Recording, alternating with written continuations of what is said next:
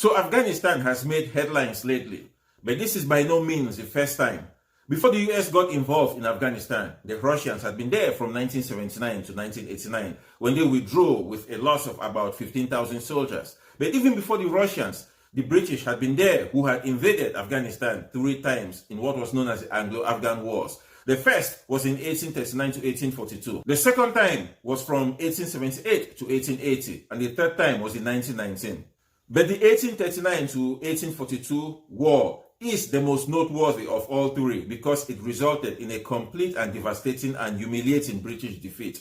During that particular conflict, in what was known as the 1842 Khyber Pass incident, once the British knew that their hold on Afghanistan was no longer tenable, they decided to withdraw all their 16,500 military and civilian personnel from the country. That is when the real slaughter began. While marching through the Khyber Pass back into British-controlled India, the British column under Major General William Elphinstone, a veteran of the Battle of Waterloo, was continuously attacked by Afghan tribesmen who eventually wiped out the entire column, including Major General Elphinstone himself. Many history books may tell you that this guy, Captain William Brydon, was a lone survivor of that Khyber Pass massacre. That is because he alone limped back into British-controlled India days after the massacre, barely alive and bearing news of the disaster.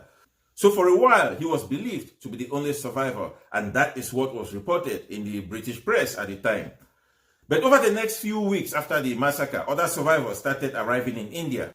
As a matter of fact, realizing that the Afghans possibly held other survivors as captives, Britain launched a rescue/revenge mission by dispatching what it called an army of retribution, whose aim was just to kill and destroy in the name of revenge.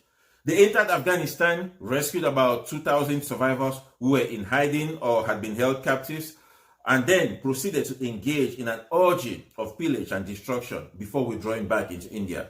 But Britain never again attempted to outright colonize Afghanistan as he had done with several kingdoms in the region.